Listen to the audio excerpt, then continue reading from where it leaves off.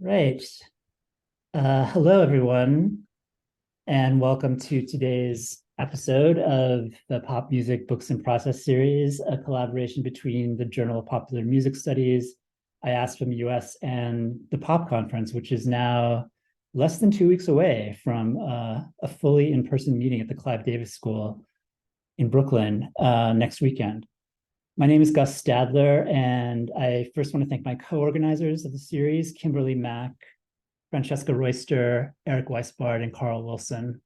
Our next event takes place in 2 weeks on May 1st. Alex DeLacy presenting on his book, Level Up, Live Performance and Creative Process in Grime Music. He'll be in conversation with Razor and Justin Williams.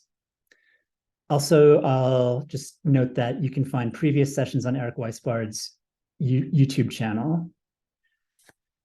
Today, we're really happy to be bringing you a fascinating session, which our presenters have titled From Records to Cassettes, Acoustic Culture Across the Middle East. And let me now introduce our presenters. Christopher Silver is the Siegel Family Assistant Professor in Jewish History and Culture in the Department of Jewish Studies at McGill University. He earned his PhD in history from UCLA. Recipient of grants from the Posen Foundation, the American Academy of Jewish Research, the American Institute for Maghreb Studies, and the Association for Recorded Sound Collections. Silver is the author of numerous articles on North African history and music, including in the International Journal of Middle East Studies, which won the Best Article Award from the Jewish Music Study Group in 2022, and Jewish Social Studies. He's also the founder and curator of the website Garamaphone, that is spelled Gharamophoene. And it sounds amazing. It's a digital archive of North African records from the first half of the 20th century. His book, Recording History, Jews, Muslims, and Music Across 20th Century North Africa, was published in June 2022 with Stanford University Press. Andrew Simon is a historian of media, popular culture, and the modern Middle East. He was a fellow at the Center of Arabic Study Abroad in downtown Cairo during the 2011 Egyptian Revolution, and is currently serving as senior lecturer at Dartmouth College. Andrew is the modern history book review editor for the International Journal of Middle East Studies, and his first book, Media of the Masses, Cassette Culture in Modern Egypt, was published by Stanford University Press this past year. An Arabic translation of the book, which was named one of the top 10 books of 2022 by On the Media, and inspired an award-winning podcast episode with Kerning Cultures, is forthcoming with Dar el Shuruk in Egypt. Building on this book, Andrew is now writing a biography of Sheikh Imam and making his private collection of cassettes public in a digital archive where anyone will be able to access Egypt's acoustic culture. After the presentations from Andrew and Christopher, we'll open up for a Q&A, which Kim will moderate. Please put your questions in the chat as they come to you. And when the time comes, Kim will call on you and ask you to unmute and ask your question directly. Please also feel free to use the chat to share comments and observations, witticisms, etc., as the talks go forward. And a reminder to the presenters to not look at the chat. And now I'll turn things over to Chris and Andrew.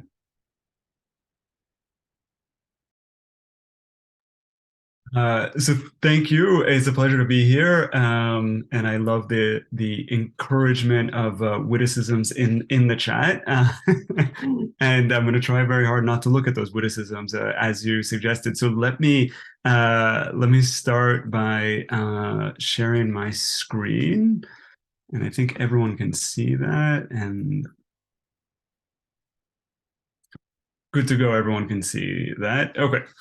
And so let me see if I can see a few more people while I do this. Hold on. We'll do it like that. Okay, so I'm going to, I love these like throwback Zoom presentations where I recall how fun it is to fumble with technology. I think we're all coming from such different and rich perspectives. I want to sort of organize us, contextualize us before we get into some music itself to sort of set the scene, provide some liner notes, and then I really want to take a step back and to sort of provide a space for us to listen to some things together. And so I want to just start with sort of the sexiest things I can think about, which is demographics and then historiography. And then again, we'll get into the music itself. And so the region we're going to be coming to a focus on today during my presentation and the time period is it's North Africa and the post-war period. So really what we're going to be looking at is Morocco, Algeria, and Tunisia, all three of which were under French imperial colonial rule, in some cases dating back to the 19th century, in other cases dating to the beginning of the 20th century. All told, there was a Jewish population among a majority Muslim population of some 500,000 in total, so some 500,000, with about half of that population located in Morocco and the rest in Algeria and Tunisia. The standard historiographical narrative when it comes to sort of narrating the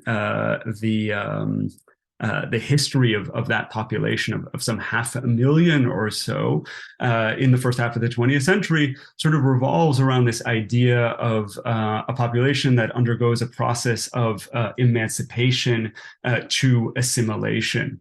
And this is very much in line with other historiographical narratives about Jews elsewhere, mostly in Europe, but it's also applied to the North African and the Middle Eastern context. The idea in the North African context is very much a different one than in the European context. And here, the idea is that owing to a number of processes, including French colonialism, the civilizing mission, this impulse to not only divide and rule, so divide Jews from Muslims, but also to define and rule, to define Jews as different from Muslims.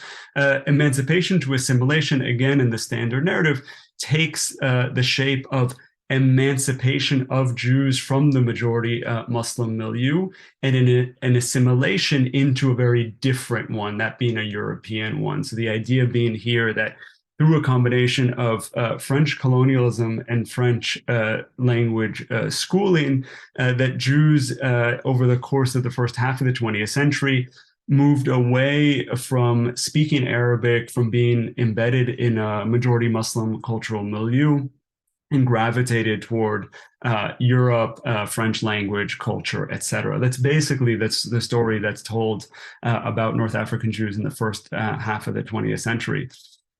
Part of that also takes the shape of this bullet point here, as Jews are understood to have been observers but not active participants of anti-colonial nationalism. So by 1956, both Morocco and Tunisia will have gained independence from France. 1962, Algeria will have gained independence from France. And again, typically we have understood Jews as observing but not participating in, and very much owing to that sort of emancipatory process. The other thing I want to add here is 1948 as a crucial turning point. And again, this is in the standard historiography. So 1948 is, of course, the year of Israel's establishment. It's also the year of the Palestinian Nakba, the dispossession of Palestinians. And so the idea here in the standard historiography is that shockwaves are sent across the region, and Jews and Muslims separate even further from one another and sort of bring an end to a history of Jewish life in the Arab and Islamic worlds. So I want you to keep that in mind sort of as we go through the presentation. And now I want to jump to sort of the other context that I think is important here as we eventually get to the music, is sort of the standard musical narrative as it's applied to North Africa in the first half of the 20th century. So one is that the recording industry itself is not only unknown, but was sort of unknowable. This was sort of a trope of the historiography as applied to music. And sound has traditionally been understood as ephemeral alone. So not leaving, and Andrew, I know we'll talk about this as well, but not leaving tangible traces, not much thought about sort of the material culture around music itself. Another sort of standard point in this musical narrative as applied to North Africa is that the scholarship has been by and large focused on North Africa's high art repertoire known as Andalusi or Andalusian music, whose origins can be traced to medieval Islamic Iberia, but not popular music. So not the music of the masses in Andrew's terminology. Sha'bi music has not enjoyed the attention that the high art, multimodal suite music of North Africa has enjoyed. Finally, another component of the standard musical narrative is that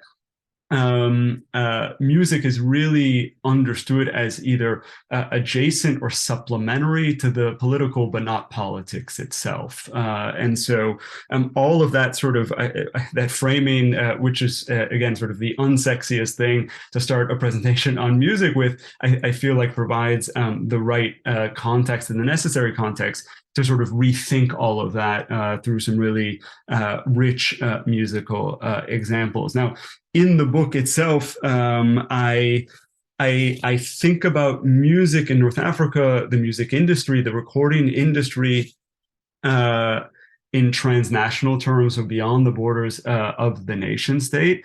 And also, I consider a range of historical actors. So, of course, vocalists and instrumentalists from across the region, but also impresarios, record label executives, distributors, and of course, audiences. I don't have that much time today, sort of, I think, thankfully for everyone and me included. And so I'm going to come to a focus on a particular musician and musical example for today that I think illustrates many of the points I make in the book more broadly, but also in terms of the points I just laid out in the last slide. So all of that to say, this presentation is going to come to a focus on the figure at left, a Moroccan artist, a Moroccan Jewish artist who was born with the name Solomon Amzalag, but who ended up taking the stage name of Sami El Maghribi, or Sami the Moroccan, who's born in 1922, whose career really takes off in 1948. So thinking about 1948 in a different way. And one of the points here that I hope will become clear in the presentation, that sort of it's hard to imagine North African history in the post-war period, post-1948, in this really pivotal moment in which Morocco marches to independence without this figure who, while exceptional, is also no exception. There are many others like him. So, I have here that his music provided the soundtrack to everyday life, extraordinary events like the Moroccan March to Independence in 1956, and sacred spaces as well. And I'll talk at the end of this about sort of that movement between the sacred and the profane. So Sami El Maghribi is going to be our frame for today, and again, it's going to help us think through that, what I laid out in that contextual slide. So here's where I'm going to try and start talking less and playing music more. And so I don't know, I guess I have to give some caveats, which is I don't know how loud this is going to come out of your speakers or your earbuds or your headphones. So just be careful with that. The other thing I should say is that most of these recordings come from my own archive, much of which I've made available through Gramophone, which Gus mentioned at the top.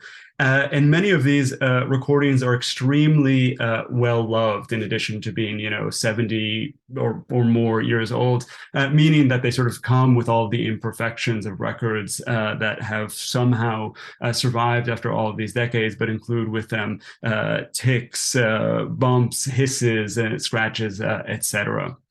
And so what I want to do here with this slide and this clip is give you a sense of a Moroccan Jewish artist in 1948 moving forward.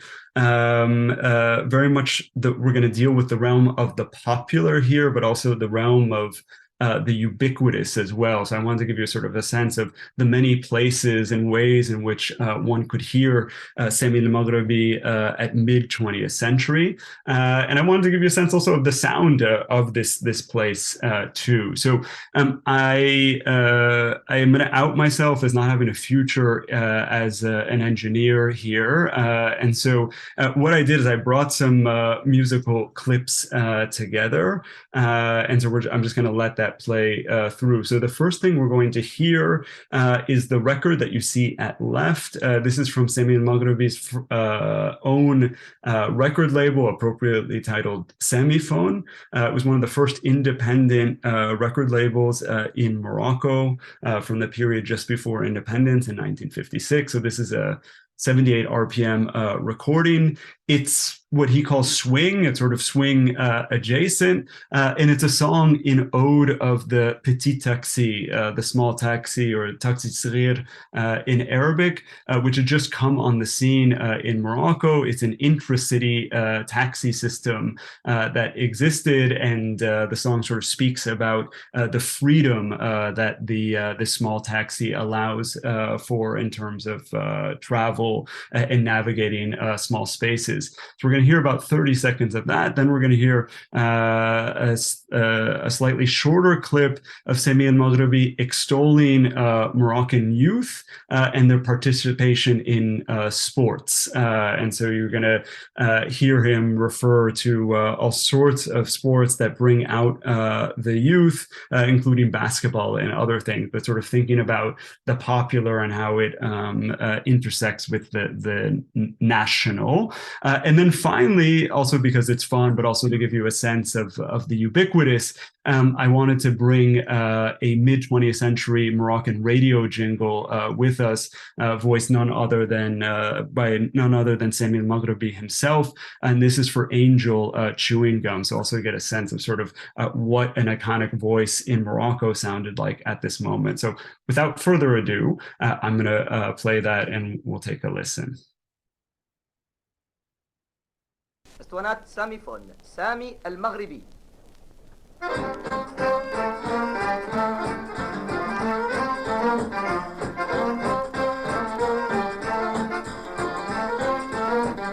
بتيت تاكسي صغير ومزيان اركب وسير في الأمان. بتيت تاكسي صغير ومزيان اركب وسير في الأمان.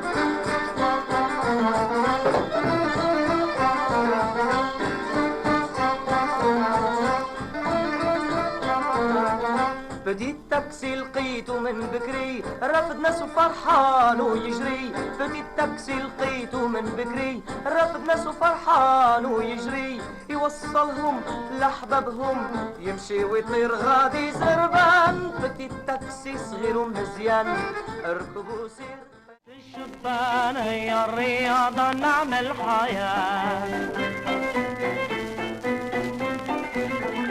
هي الكرة هي البوكس هي العم هي الباسكت. محلى الشبان الرياضة يوم الجمعة في الإرميتاج. يلعبوا الكرة كيما العادة يحميهم صاحب التاج.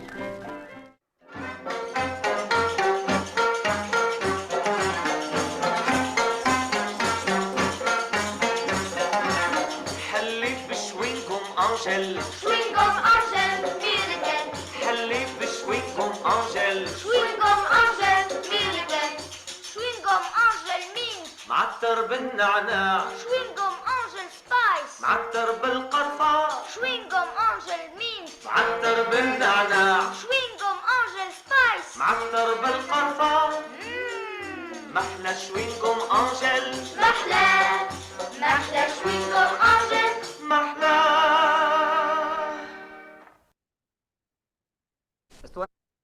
So you can see why I included that, and I can also hear that at least one child has arrived. So I'll do my best to keep my focus here. But if you hear, you know, the natural environment in which I find myself in. My apologies. One thing I wanted to also show here after that clip, and sort of this idea of the ephemeral quality of music, or the lack of sort of tangible sources, or how do we write this history. What you can see here on this slide, in fact, are the lyrics to that radio jingle from mid-20th century Morocco. The context in which it was recorded, those who were on the recording itself, some of the multilingualism here as well. So also to give you a sense of sort of where I'm coming from when I sort of push back against the idea of this music being sort of impossible to grasp in a tangible or a material way. The next, I'm running up against time, but we'll see what I can do. The next sort of segment, and sort of, again, that historiographical context I wanted to address, was this question of how this group that was supposed to be emancipated and sort of assimilated out of their context, in fact, did much more than just observe anti-colonial nationalism. In fact, were significant participants in it, and also helped craft the soundtrack to that march to independence. At right, we can see the artists were focusing on Semi al-Maghribi with the Sultan at the very moment that the Sultan is returned from French exile by the French, and then eventually will make his way to Morocco to lead the country to independence. So this is happening at the end of 1955. And then into 1956. This political process, again, the point here is this is one that the Semi al-Maghribi takes part in, helps shape, helps provide the soundtrack for, and one that he's quite cognizant of. It's not a sort of an accidental nationalism, patriotism, anti-colonialism. It's one that he's very much concerned with. And, you know, one of the ways in which we know about it, I know about it, is because al-Maghribi himself was a prolific archivist of his own material, and a prolific letter writer.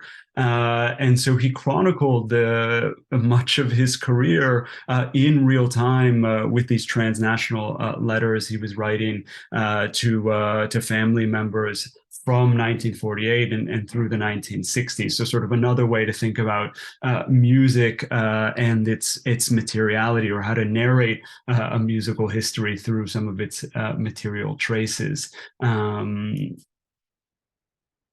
I'm going to play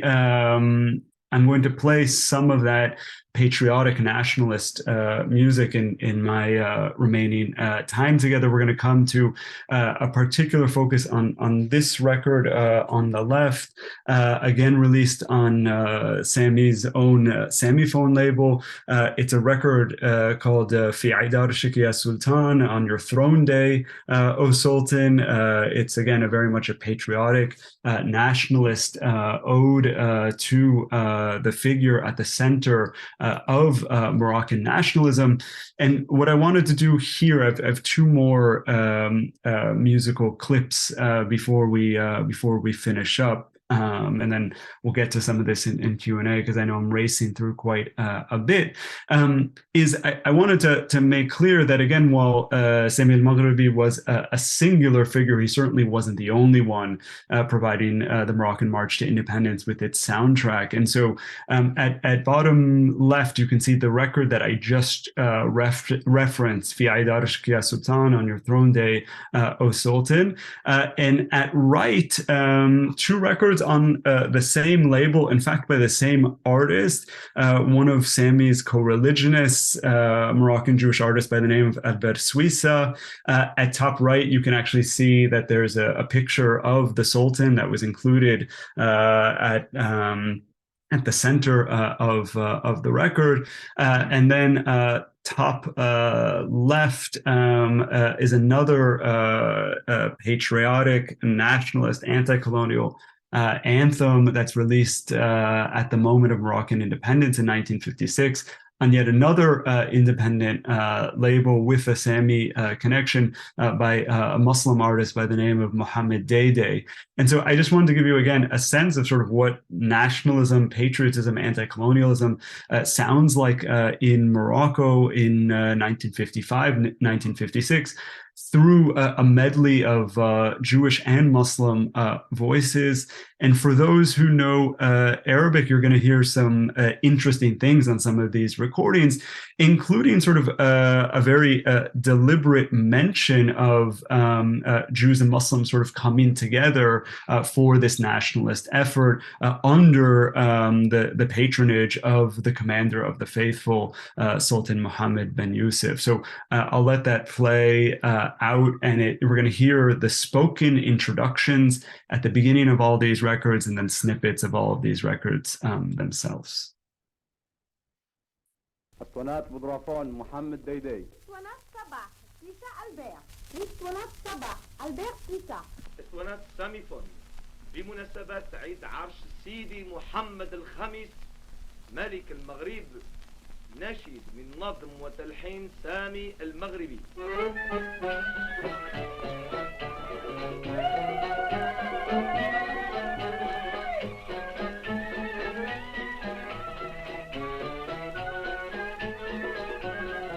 في عيد عرشك يا سلطان الشعب يجدد التهاني، كل مغربي اليوم فرحان، يفرح قلبي وننشد ألحاني.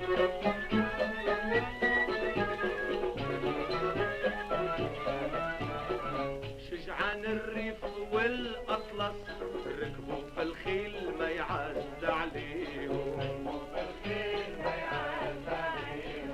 من أقادير حتى الفس سلاح جديد والبس ما يواتيهم، جايين من المدن والأمراض فرحوا في عيد عرس. قولوا لي هنية هنية على سلامة سيدي سلطاني، قولوا لي هنية غاب عليا وزني ورضى عليا.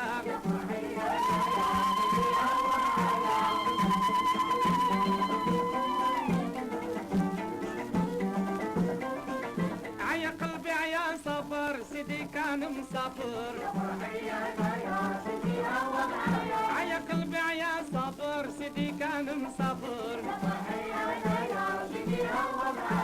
واليوم قلبي ظاهر زاني حبيب الخاطر. قولوا لي هنية غاب عليا وزاني ورضى عليا يا فرحية.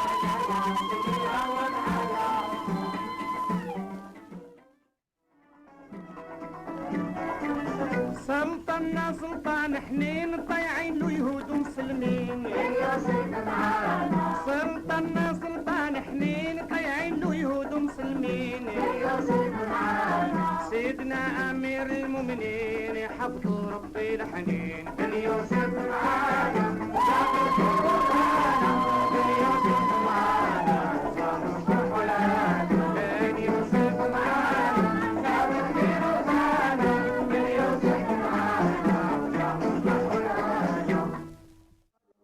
سيدي محمد ابن الحسن على سلامته سلطان، سيدي محمد وابن الحسن الله ناصره بن يوسف سلطان، مولاي محمد وابن الحسن.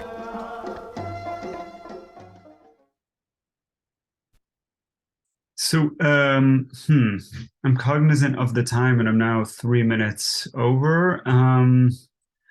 Do I finish here? Let me stop here because I want to respect the time. And then we can come back to this later if it does make sense. But this is sort of that moment of sort of the sacred and profane. But maybe it will be nice to sort of split up some talking later or with some more music. So I'm going to stop it here so that Andrew can speak and so that we can continue our conversation. And then maybe we'll get back to this a little bit later. So thank you. Okay, let me go ahead and share screen here. Is this visible to everyone? Hopefully the sound and the media will work in this presentation as well. It's always particularly embarrassing when it does not, as a historian of sound and media. Thank you, Gus, for that introduction at the start, for Chris for being in conversation with me, to all of you, especially all of you in attendance, for taking some time out of your busy weeks to hear a bit more about our work. I'm super looking forward to hearing everyone's thoughts during the Q&A. And it's an honor to be part of this wonderful series. Before introducing some aspects of my book, I thought I'd briefly start with how this history came to be in the first place. The project's origins go back to my time in Egypt. A week after receiving my BA in Arabic and Middle East Studies, I flew from North Carolina to Cairo for an intensive Arabic fellowship that just so happened to coincide with the 2011 Egyptian revolution. In Tahrir Square, the epicenter of that revolution, I witnessed a number of scenes that I think came to characterize the mass uprising in the eyes of many people. I snapped pictures of colorful signs, of public performances, of murals on walls of buildings that transformed into canvases overnight. And while all of these sites, which appear on the slide here, were certainly striking, something that I soon came to realize was the importance of sound and the role that it was playing and all of the events that were taking place around me. So just to give you an idea of some of the sounds that I heard in the days leading up to Mubarak's downfall, Hosni Mubarak had been in power for 30 years up until this point in time. I thought I would play just snippets of two of the videos that I personally took. So the first video, we're going to see a military helicopter flying overhead and a failed show of force with protesters chanting "Leave" at it.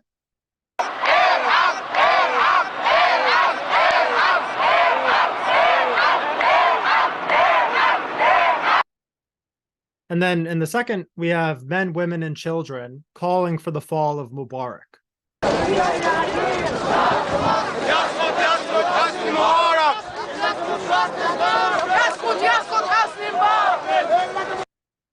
So it was incidents like these that really opened my ears to the significance of sound when it comes to understanding the present as well as the past.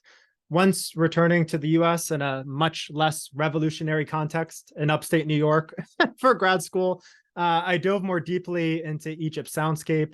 I wrote papers on particular artists, musical genres, religious currents.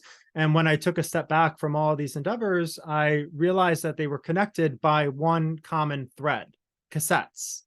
That then led to what would become Media of the Masses, which offers a history of Egypt through the window of the country's cassette culture. With this book, I think I tried to do a few things. So one of them is to make a case for multi-sensory histories in Middle East studies.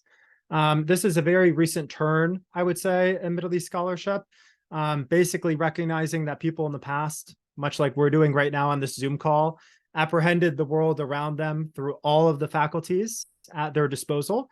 And to capture the complexity of people's sensory worlds, one of the things that I think is necessary is to take sound seriously as an avenue of inquiry.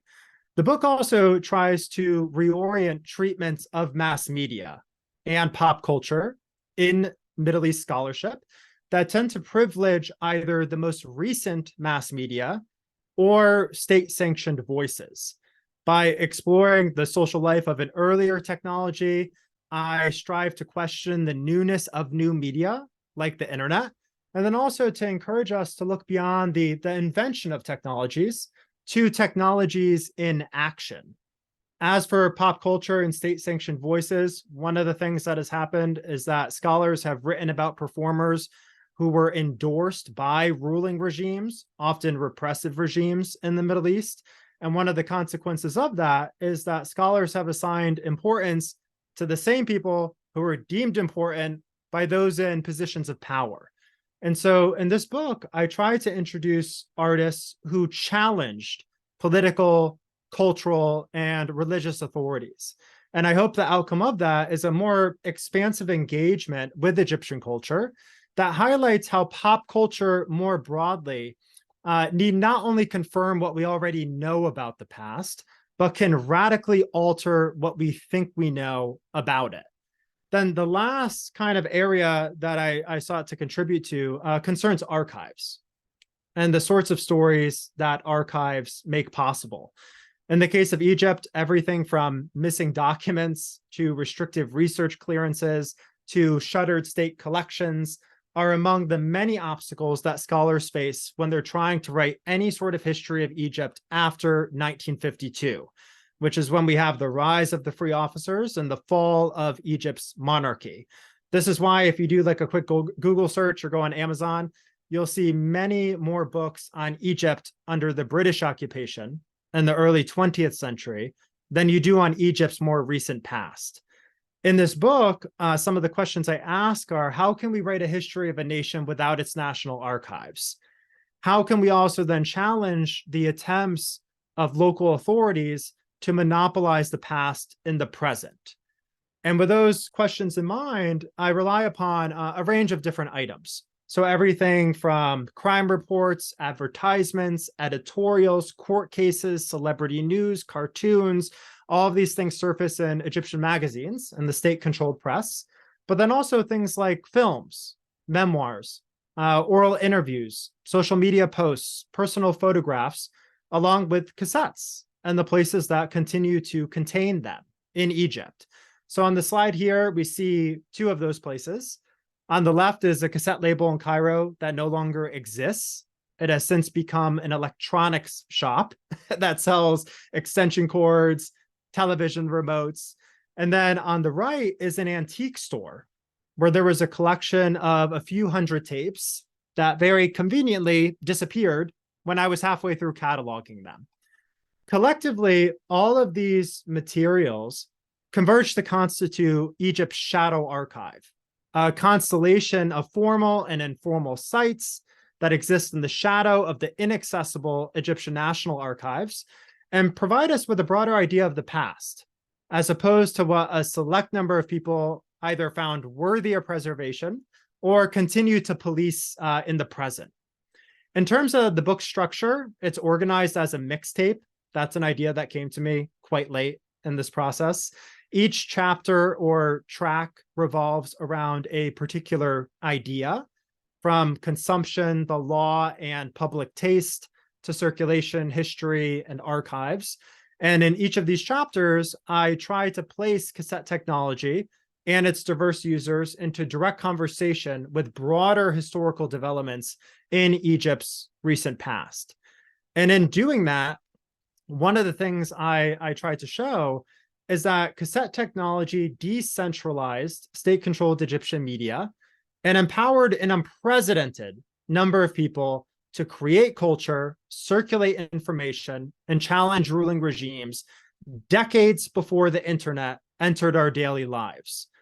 Another thing that I tried to demonstrate is that media technologies and the stories they tell can assist us in radically reimagining the making of modern nations.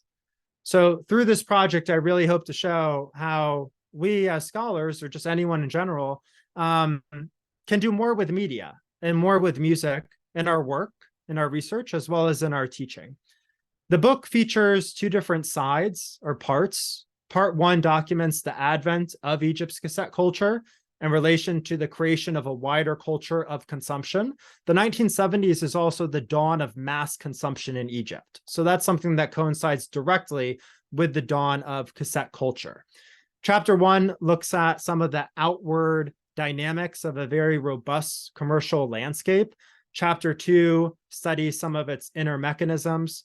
And then part two of the project explores the impact of cassette technology on the creation of culture, circulation of information, and writing of history. So chapter three examines the creative power of cassette technology. Chapter four, its circulatory potential. Chapter five, what happens when these two things converge in the case of one artist. And then chapter six looks at the remnants of a once vibrant cassette culture in present day Egypt.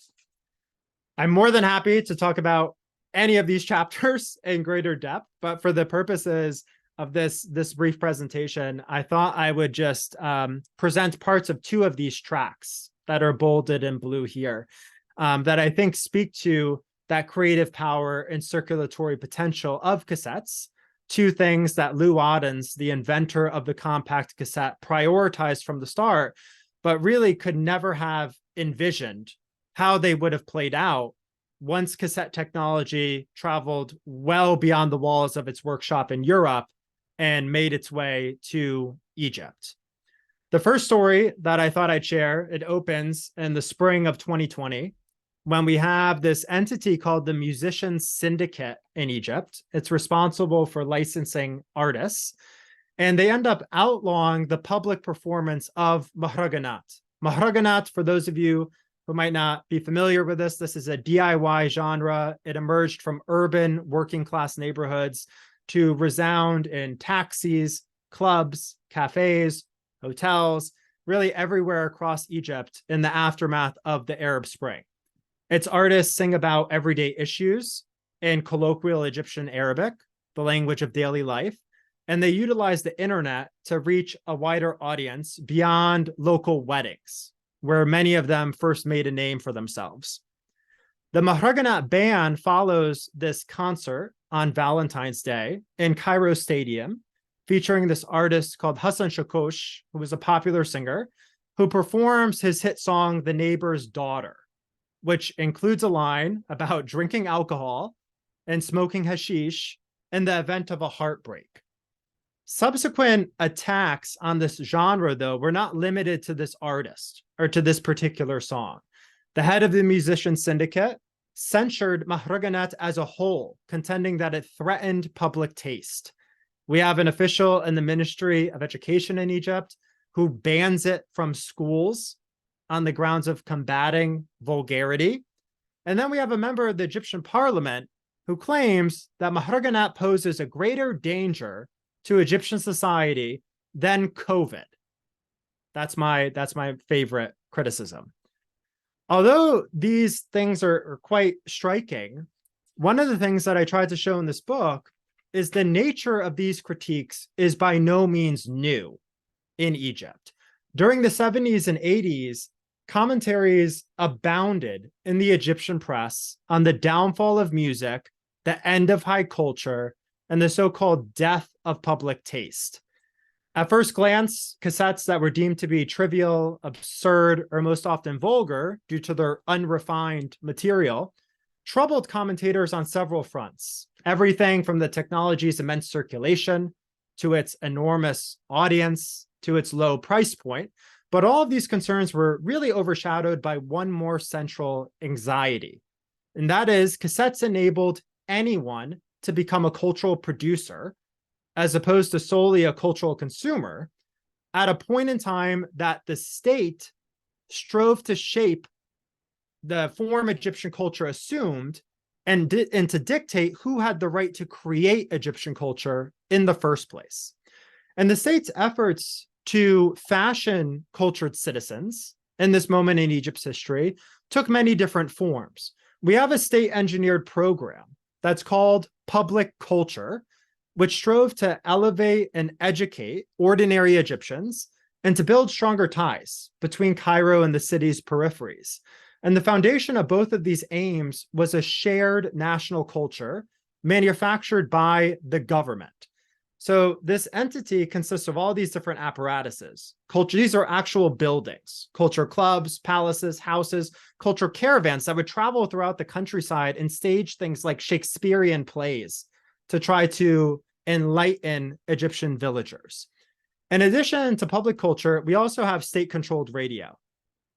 Radio in Egypt had been state-controlled since the 1930s, and it placed a premium on molding model citizens.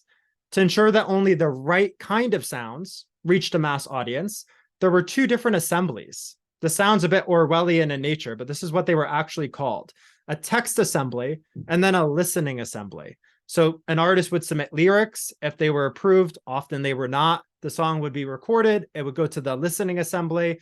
If that recording was approved, frequently they were not. It would go to a radio station, and then the radio station would only play a fraction of what it received. If cassettes ended up empowering anyone to reach a mass audience, radio popularizes a very small pool of elite performers.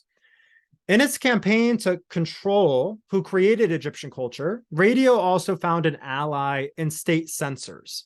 We have an Office of Art Censorship in downtown Cairo that was responsible for screening every single commercial cassette produced in Egypt and every personal tape that crossed Egypt's national borders. The problem was this office had 15 employees. They were in a 2-bedroom apartment and they had 7 tape recorders. So this is something that proves to be entirely futile. Collectively, though, these entities try to define popular Egyptian culture and to combat vulgar cassettes. And few voices in Egypt's history are more synonymous with vulgar tapes than Ahmed Adawiya, who is a pioneer of popular or shabby music that Chris mentioned in his talk.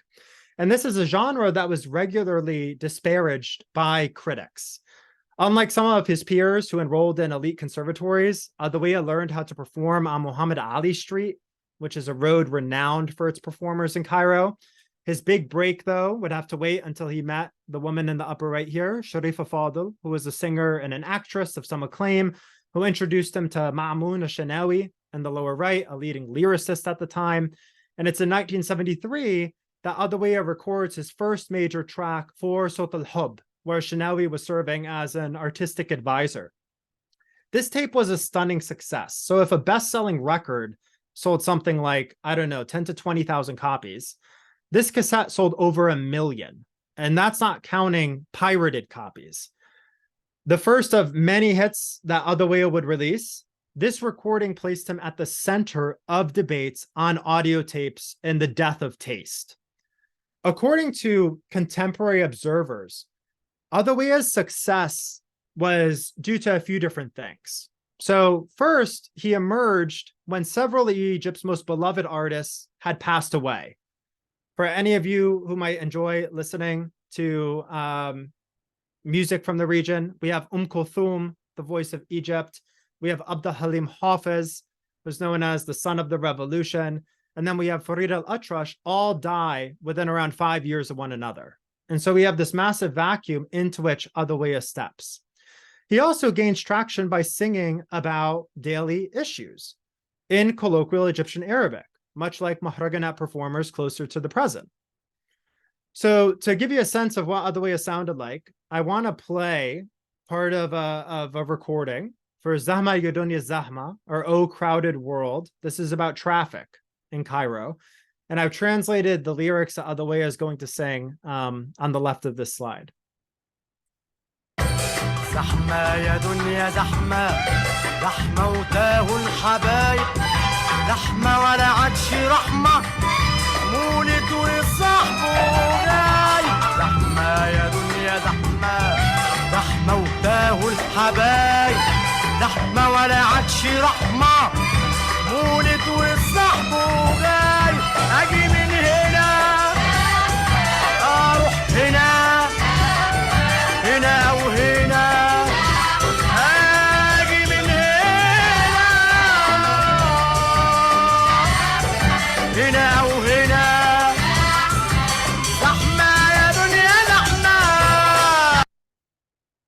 One of the times that I played this song previously was at the annual meeting for the American Historical Association. And people were literally banging on the wall in the room that I was in to turn down the music, which was very convenient because that's what also Egyptian critics did when Adawiya was played too loud in Egypt. So it was a very nice segue to making that connection. And the verses that follow, Adawiya proceeds to sing about how he has a meeting with a girl and how the crowds make that meeting impossible to take place. By singing songs like this one that reflected people's lived everyday realities, as opposed to trying to educate and uplift them, and by circulating the radio's ban by way of cassettes, Adawiya confirmed what one writer called the success of the illegitimate and contributed to the perceived demise of public taste, the very same charges that are being leveled against Mahragana artists now, decades later. The second story that I want to share here concerns one of the warmest receptions an American president ever received overseas, and that is Richard Nixon's arrival in Cairo in the summer of '74.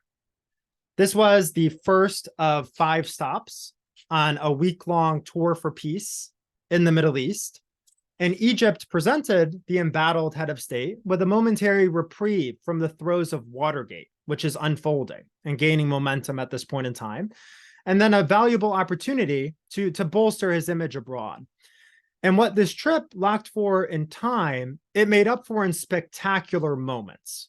Prior to the descent of Nixon's plane, Egyptian authorities shut down the airport in Cairo. They roll out a literal red carpet. And upon receiving his guest of honor, Egypt's president, Anwar Sadat, escorts Nixon to a jet black Cadillac convertible. This car, which was a security nightmare, paraded down highways that had been recently straightened by bulldozers and passed under archways that were erected especially for this occasion. As the presidents approached Egyptian onlookers, shouts of "Long live Sadat" and "Long live Nixon" split the air. One of several spectacles organized by the state, Nixon's arrival in Cairo begins to evidence the importance assigned by the Egyptian government to staging and scripting his stay. Sadat's regime, though, didn't enjoy a monopoly on the narration of Nixon's visit. So, drawing inspiration from all of the fanfare surrounding this stay, we have a blind Egyptian singer who would compose the event anew before a mass audience on non-commercial cassettes.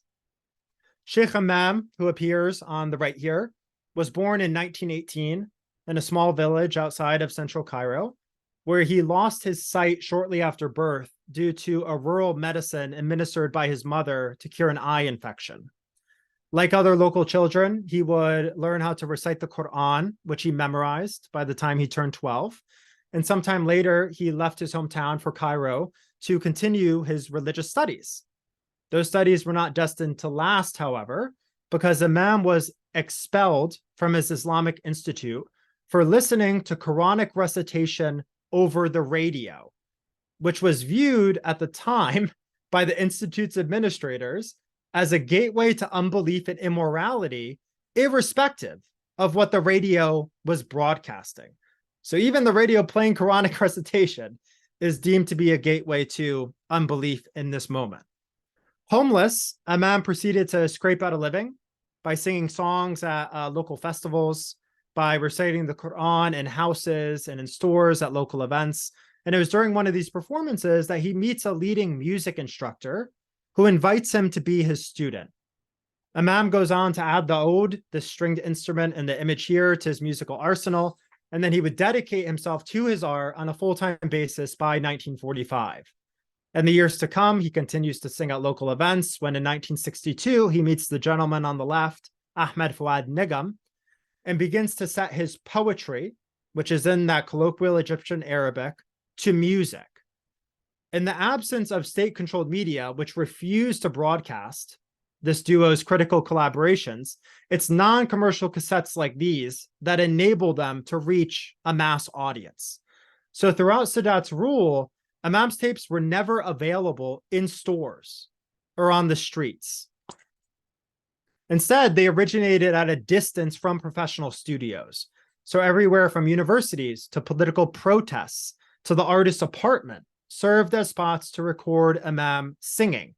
The resulting cassettes then, which people pirated, here we have a case of piracy being actively encouraged, really provided live performances with a greater degree of permanence, enabled Imam to entirely circumvent state censors and a ban by state-controlled radio. And then these tapes would travel throughout Egypt, but also well beyond Egypt. So these cassettes made their way across Europe.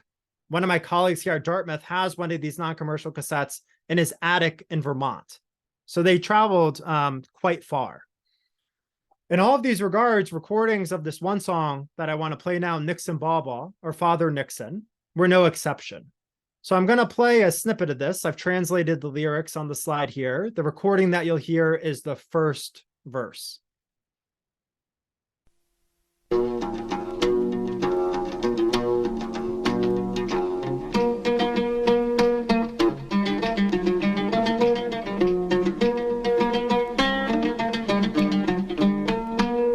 شرفت يا نيكسون بابا يا بتاع الوترجيت عملوا لك قيمة وسيمة سلاطين الفول والزيت شرفت يا نيكسون بابا يا بتاع الوترجيت عملوا لك قيمة وسيمة سلاطين الفول والزيت فرشوا لك أوسع سكة من راس التين على مكة فرشوا لك أوسع سكة من راس التين على مكة وهناك بنفد على عكا ويقولوا عليك حكي ما هو كل نايم نايم شلة يا أصحاب البيت. If you can't tell from all the laughter, they're having a pretty good time performing this. Nixon Baba would offer a jarring counter narrative of Nixon's reception. And one of the verses on the slide here, Imam compares the politician's arrival to a czar, a ceremony for excising spirits, in which the parade's officials appear as spiders, and he portrays Sadat as the devil leading this theatrical show. In the second verse on the slide here, Nixon's welcome assumes the form of a zepha, or a wedding procession, where Imam describes the American president as a groom one married as a last resort, a pathetic figure upon which he audibly spits in the recordings. In addition to swiftly undercutting the government's official story of Nixon's stay, this anthem would continue to influence public perception of it across the Middle East long after Nixon's official welcome faded from memory. And this is perhaps no more evident than in this case of this Facebook screenshot on the slide here. I discovered this quite recently, where we see an official photograph of Nixon and Sadat passing under this "We Trust Nixon" banner in Egypt that stretches the entire width of a street. The image's caption, however, sharply departs from state-controlled Egyptian media's coverage of the occasion at the time where this photograph originated from. So the caption at the top reads, "The American President Richard Nixon's visit to Egypt in '74, for which Sheikh Imam sang, 'Welcome, Father Nixon, O you of Watergate.'" The enduring resonance of this song is not only apparent in photographs, but also other audio recordings. So Miriam Salah, who's a leading independent Egyptian artist who grew up with Imam's music, who performed in her house, friends of her parents, she sings an electro rock version of this song, part of which I'll play now.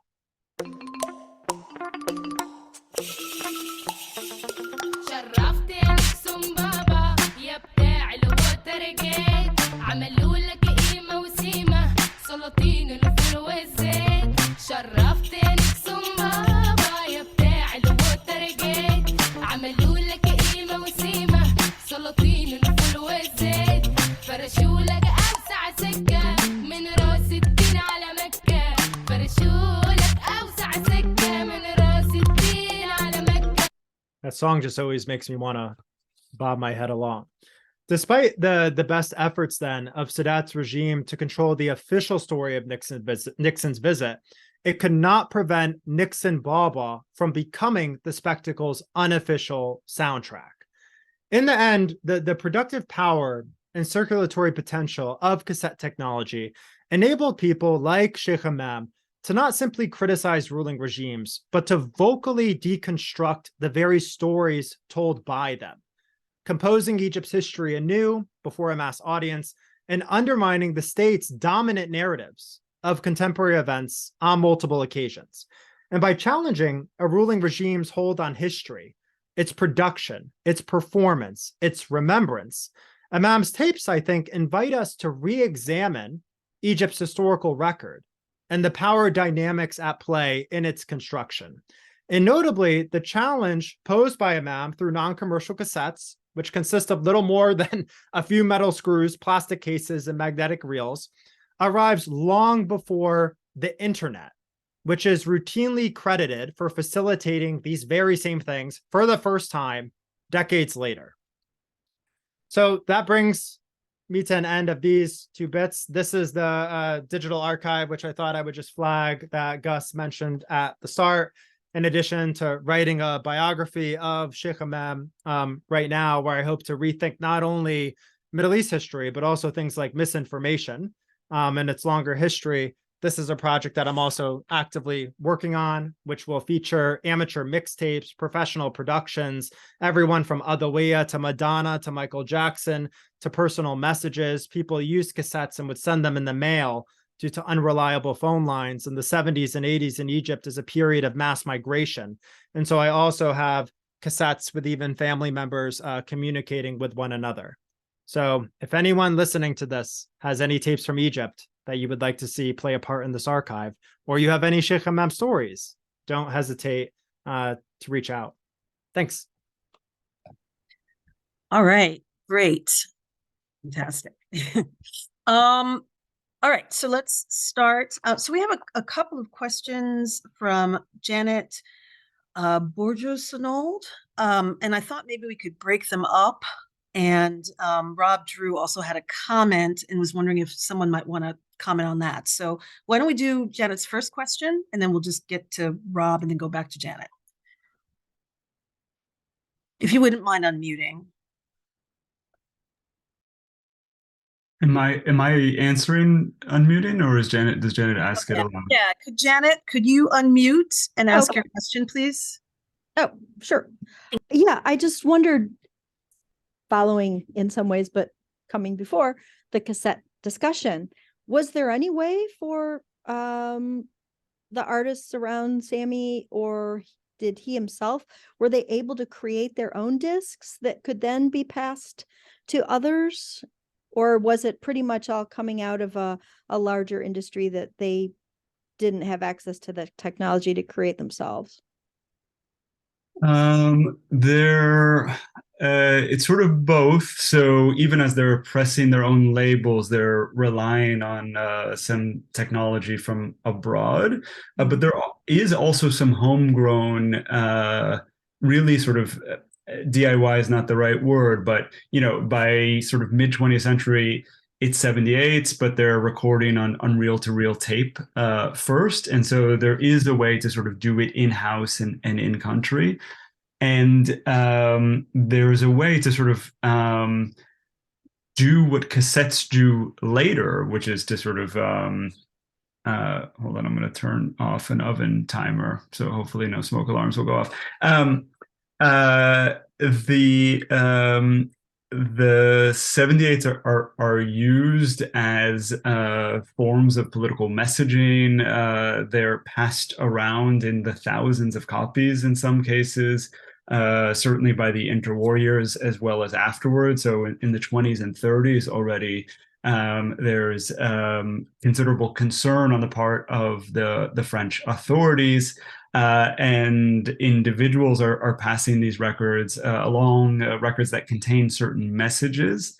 And those who are responsible for recording them and distributing them, in some cases, are swapping labels on 78 RPM records to hide their content. So obviously not dissimilar to what happens, many decades later with cassettes. So sort of a way to obscure its content by sort of fooling a censor who doesn't know what they're looking for really in the first place. So I have a number of records in the archive in which the artist isn't mentioned by name. There's a fake label that's attached, and they're known as like the masked Algerian or the hidden Moroccan or whatever it is. And then there's other sort of ways in which obviously this is a moment before sort of the LP, the sleeve, album art, sort of like how we think about it.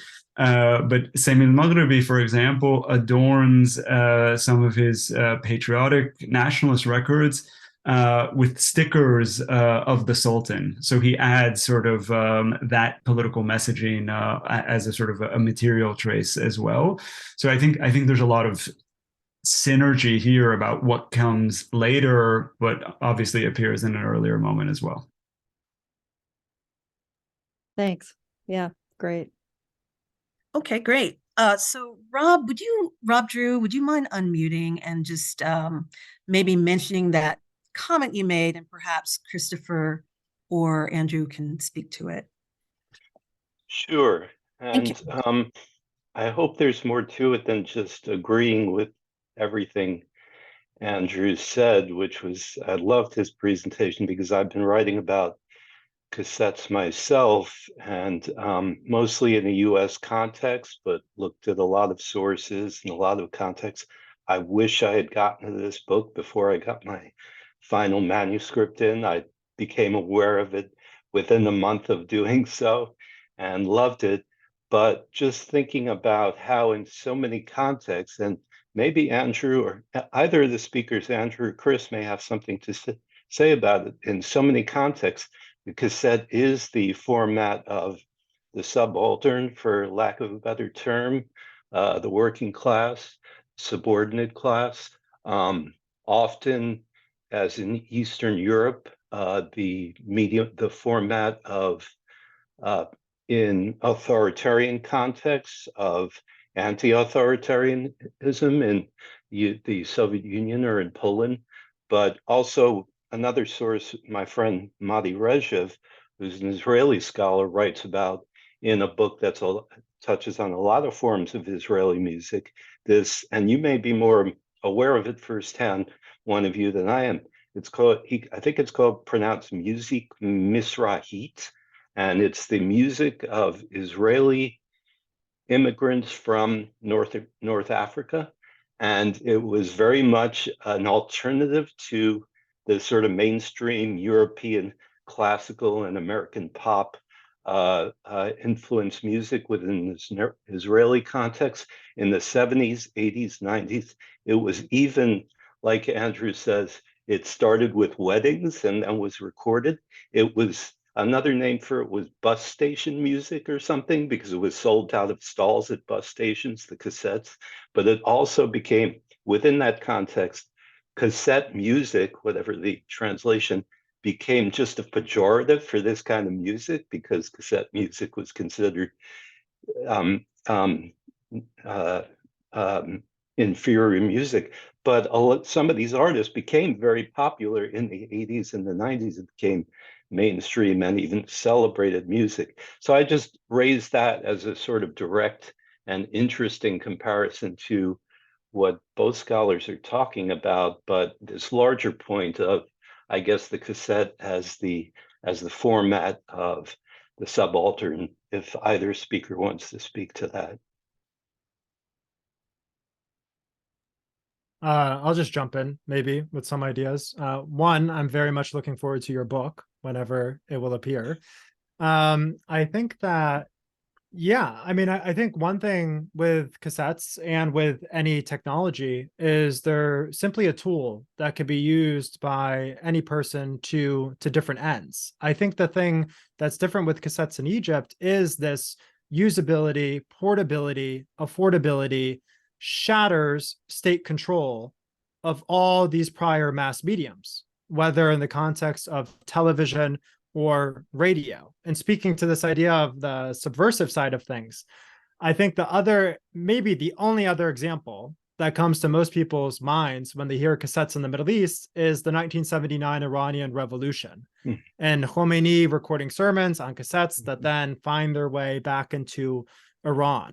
In this project, one of the things that I really wanted to do was kind of shift the focus on how Egypt's recent past has been told. So moving from very momentous things to mundane matters, moving from the religious to the profane, moving from the consolidation of power to its contestation. And so we see artists like Sheikh Imam who are very overtly subversive in rewriting the state's stories. But then also people like Adawiya, who are performing this popular music, that's inspiring this crisis and this huge anxiety on the part of so many different officials. And so I think then as a medium, it's being used by all these different people to accomplish different things. Radio stars are also harnessing cassettes to try to reach a wider audience. But for the first time, people that never had a hope of appearing on the radio can reach that mass audience. And then that is something that is unique for the first time ever in Egypt's history. So those are just some ideas. Thank you. Great. Can I jump in for a sec? I just want to say, and hopefully you didn't cover this because I was just running downstairs for a second, but I think the comment about Moti Regev's and Edwin Sarusi's intervention is really important. And the comment about Musica Mizrahit as well. And Andrew, when you were saying before about you were at a conference and someone was banging on the walls and asking you to turn down the music, I was thinking about the time that you played the Adawiya track when we were together, and I recognized it, but not from the Egyptian context, but from an Israeli context. And that's because it was covered as part of this cassette revolution that you referred to, but in Hebrew. And so there's an interesting transnational element to this as well. Thank you. One other thing that I'll just say very, very quickly is that you might find this of interest, Rob. Ted Swedenborg, who's a sociocultural anthropologist, wrote an article about a cassette that makes its way from Israel to Egypt in the 90s and creates this huge, not only moral panic, but this fear of Israeli culture invading Egyptian culture and Israel invading Egyptian bedrooms at this point in time through these very risque lyrics that are being performed. So that Mizrahi music in Israel, that's circulating in Egypt. All the cassettes in Egypt are making their way across North Africa into Israel. And so all of these things are very transnational in nature. Thank you. It's fascinating. Okay, Janet, would you like to unmute again and ask your second question? Okay, where was it?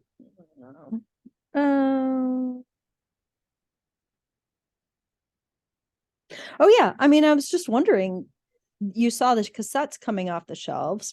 What about the playback technology? Is there, could you recognize any effort to make the playback technology less accessible so that content from past cassettes, for whatever kinds of productive reasons they might be used for, would be less accessible?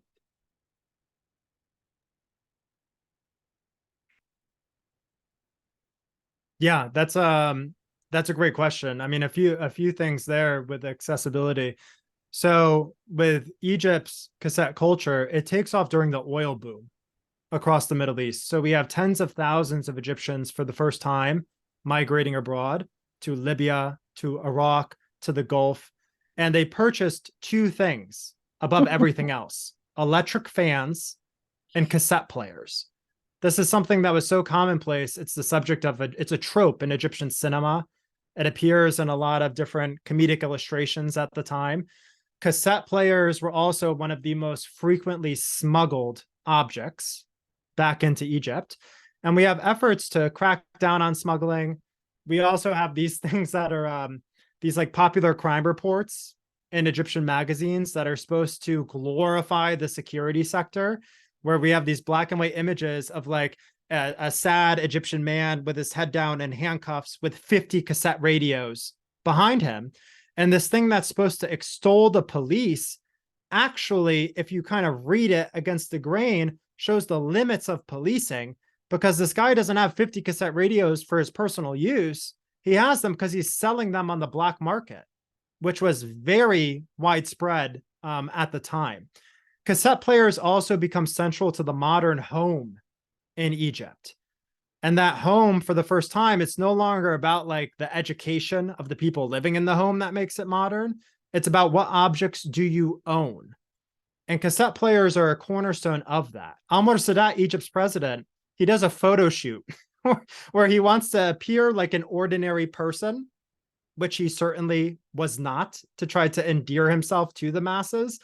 And a couple of the photos that surface in that shoot are of him listening to a cassette radio next to his bed and outside.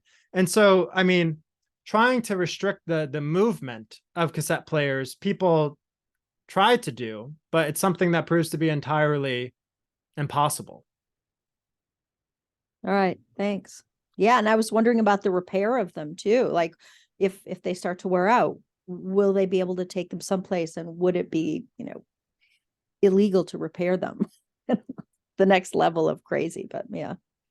Well, I mean, I think the thing also is like, if you have a cassette player and you're listening to a cassette with Anwar Sadat's speeches, then that's not seen as a bad thing. Right, that's okay. And so you can make this yeah. argument that, oh, I'm listening to only content on the radio that you would approve otherwise. The good stuff. Yeah. Yeah. Thanks. All right. So our final question is from Sophie Abramowitz. Do you want to unmute and ask your question? Yeah, it's actually about 78, so I think that we can't do it anymore. But Andrew, thank you for your talk. I really learned a lot.